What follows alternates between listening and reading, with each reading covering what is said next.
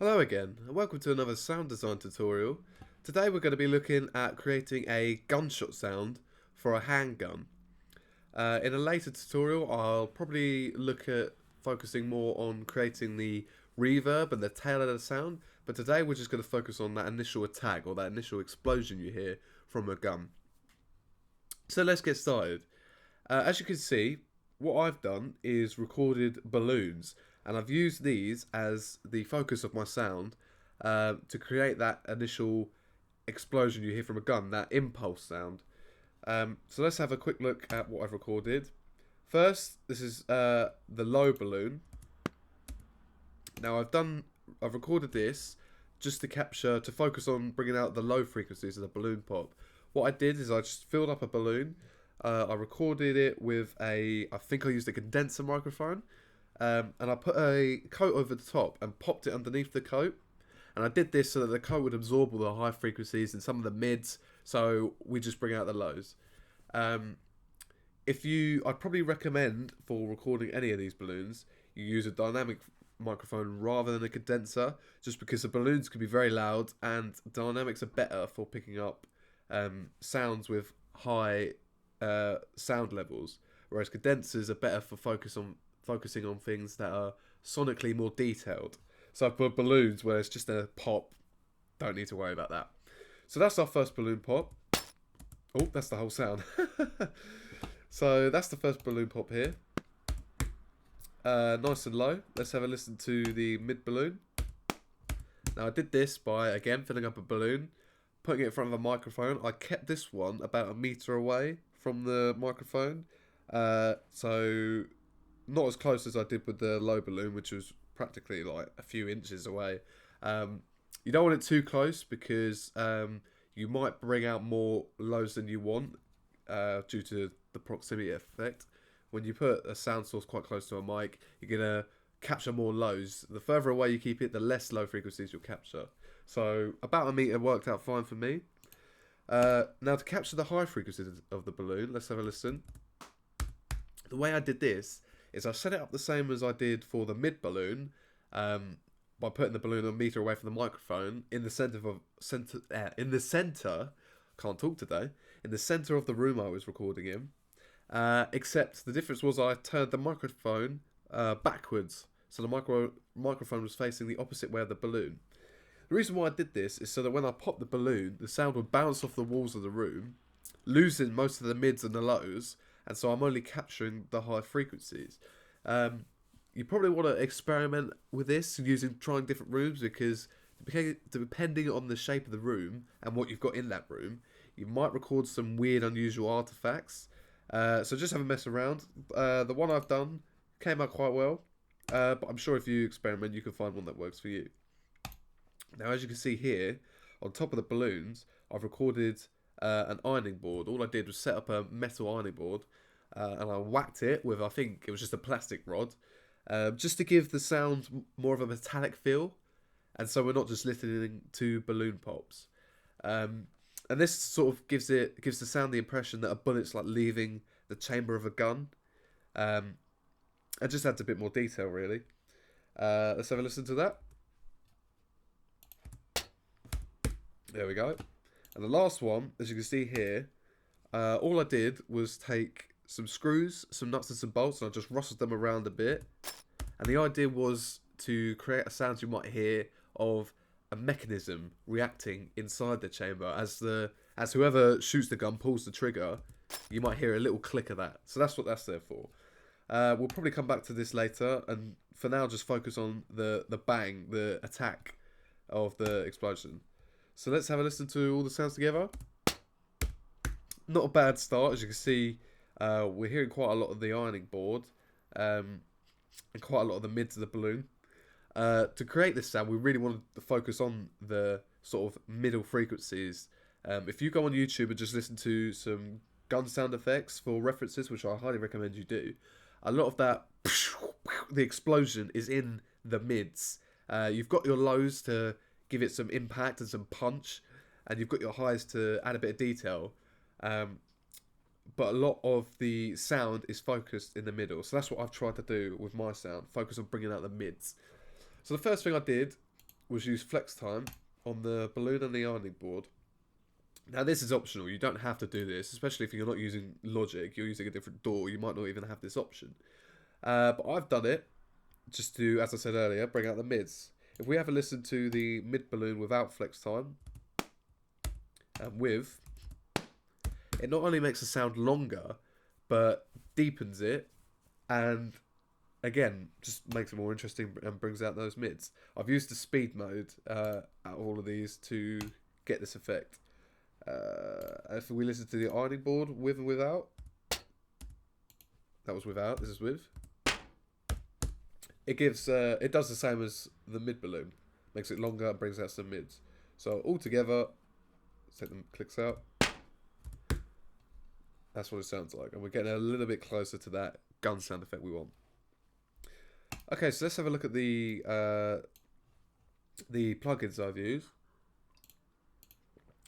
So I've started off with EQ, which is what I do for most of my sounds. For the lows, taking out some of the really bassy lows. Most of the mids and the highs are gone, and I've just focused on bringing out the frequencies from around, say, 50 to 200, 300 hertz. To again focus on the lows. We don't want any other frequencies to come out of these. And with the mids and the highs, I've done a similar thing. Taken out some lows, some highs. Really focus on between 500 hertz and 1 kilohertz for the mids to bring them out. And the highs, taken out most of the mids and the lows, and really brought out quite heavily the highs. For the ironing board I had to do a bit of experimenting with.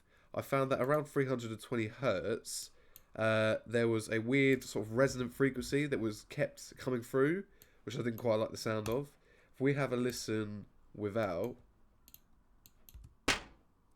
and then have a listen with, I don't know if you can hear, but there is a bit of more focus on this sort of area with the EQ off. In fact, if I quickly loop it, you can hear what I mean.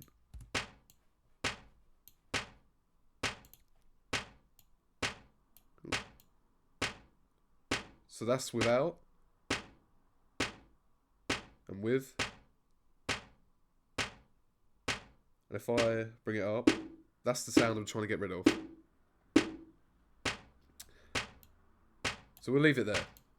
I've also just taken out some of the highs just because I thought it was a bit too, not clicky, but too airy, I suppose is the word I'm looking for is.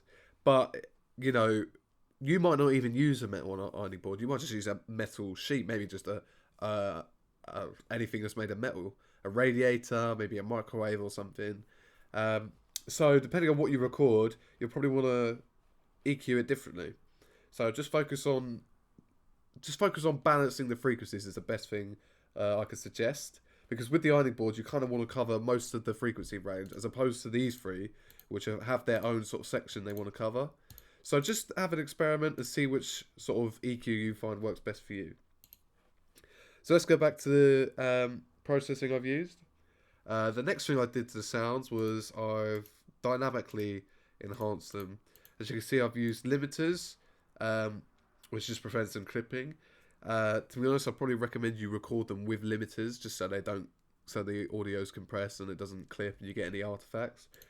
I've also used some compression just to tighten them up a bit. Let's take the mid balloon and solo that, and let's just see what the compression does.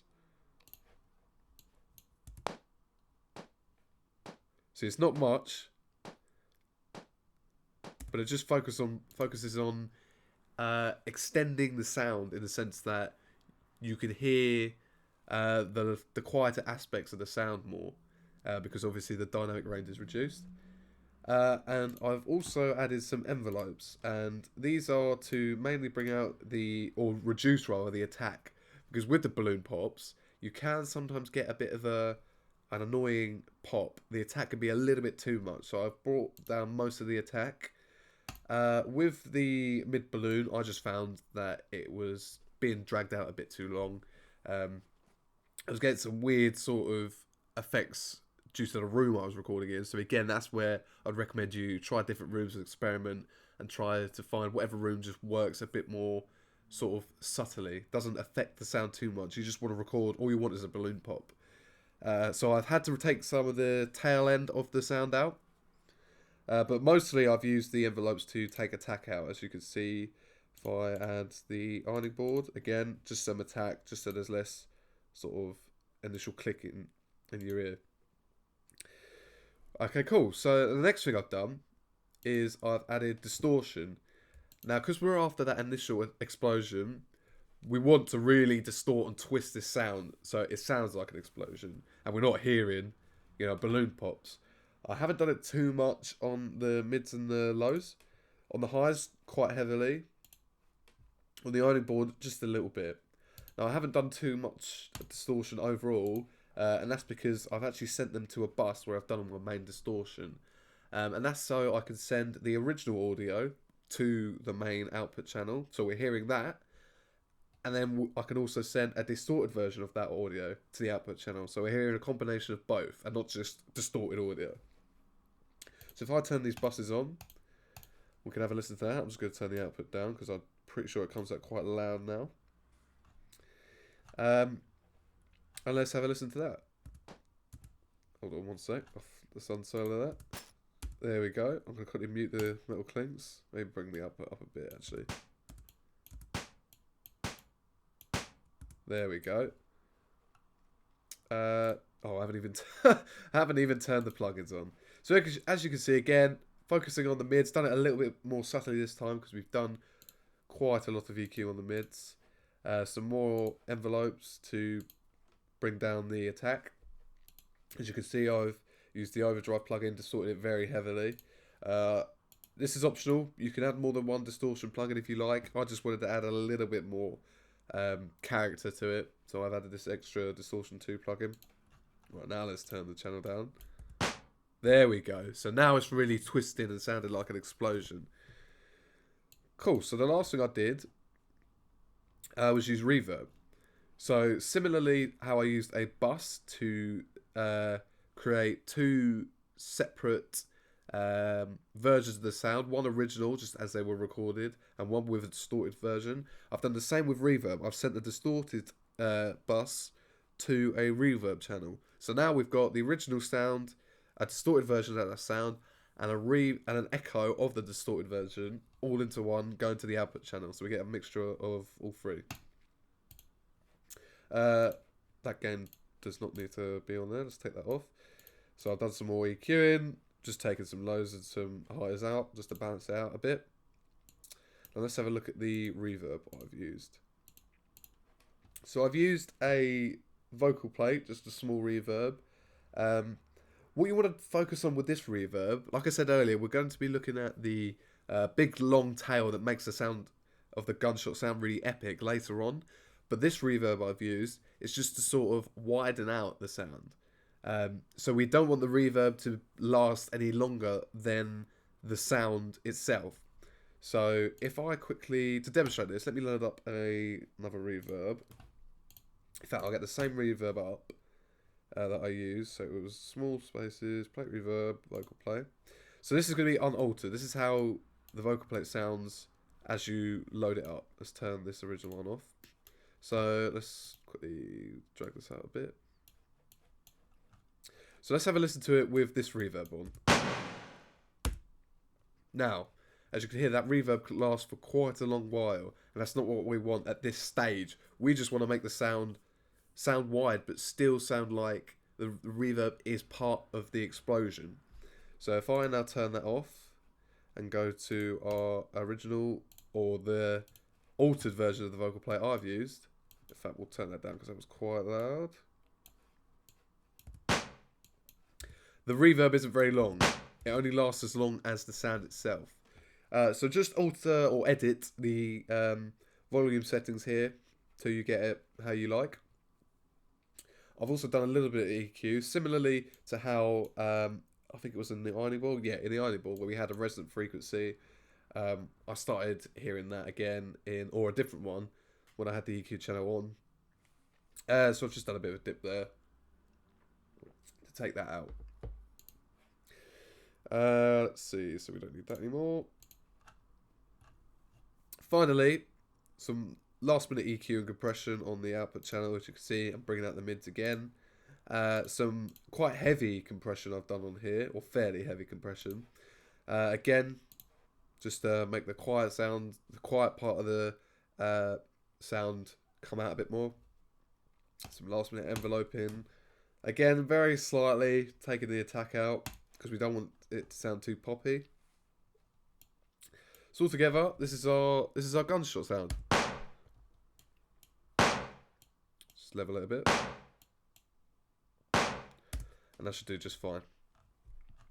Now going back to the metal clinks, I took out some of the, well, most of the mids and the lows.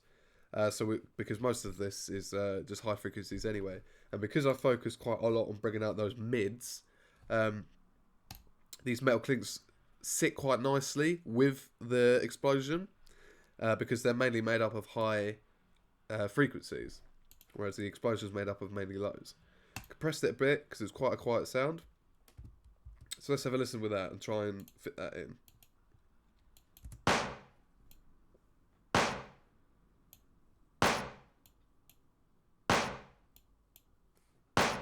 So now it kind of feels like someone's pulling a trigger. Like I said earlier, there's a mechanism behind the sound itself.